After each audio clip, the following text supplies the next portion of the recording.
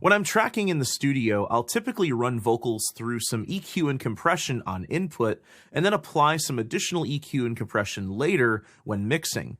This may sound like overkill, but I've always found that 2 stages of softer compression usually sounds better than 1 single stage of heavy compression. If I'm using EQ for recording, I'm just doing things like boosting the highs or maybe filtering out the lows, but then I save the mix EQ for more surgical EQ fixes and frequency balancing. So what if you're in a situation where you don't have any hardware to track with, but you want to process your recordings on input? Well, you can do this pretty simply with just an aux track in line with the audio track you're recording to in Pro Tools. So from this point on, you're just going to hear my voice raw without any effects until I add some EQ and compression later. I'm using an AKG C414 BULS as my dialogue mic, and this is just so I can demonstrate how the setup and signal chain works.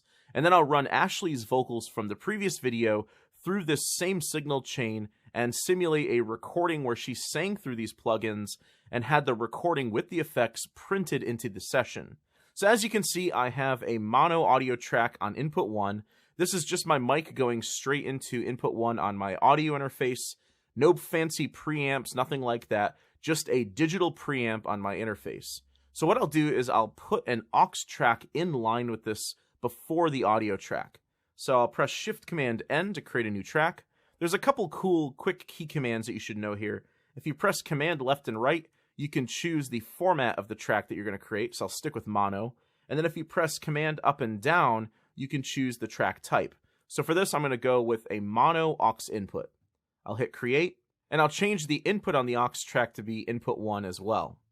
So I've got both the aux track and my audio track receiving signal from input 1.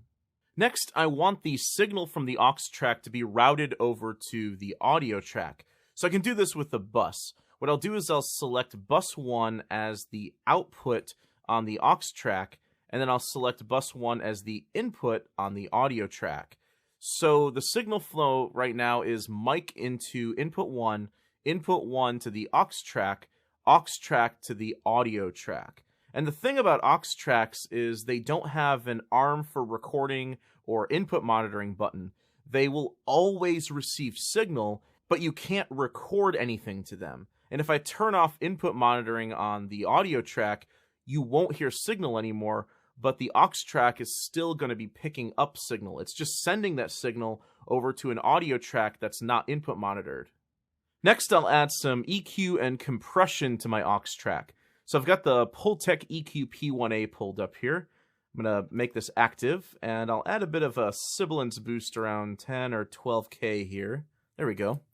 And then I'll also boost the low end around 100 Hertz. This is just to reinforce the bass a bit. The EQ P1A also has these attenuators, and these adjust sort of like the curve or the slope of the boost. They actually attenuate the signal just before the boost.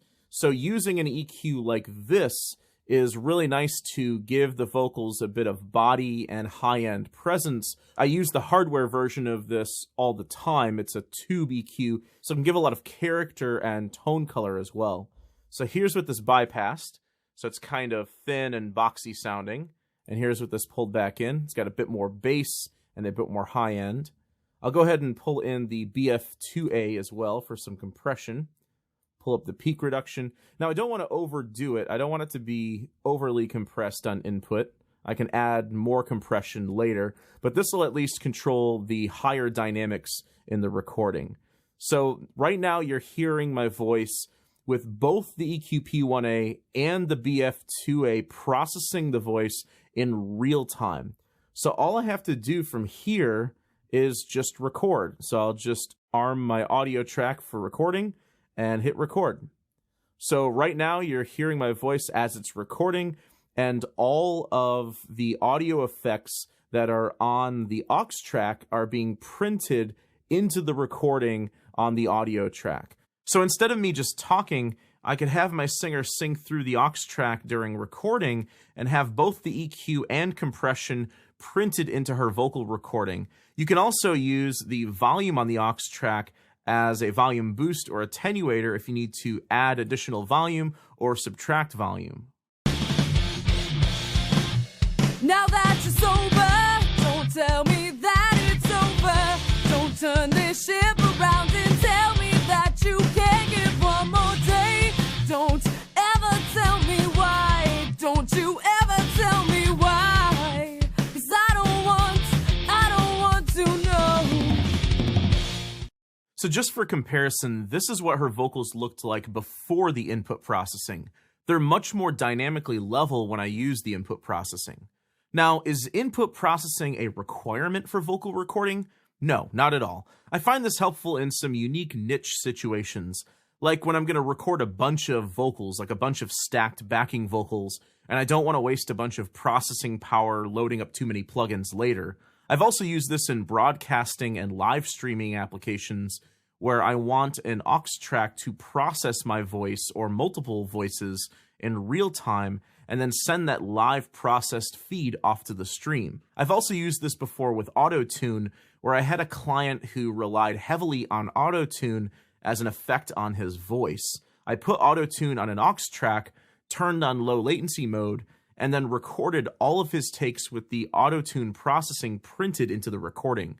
One last thing to keep in mind, make sure not to use plugins that cause a lot of latency, because this can add an audible delay to the recording.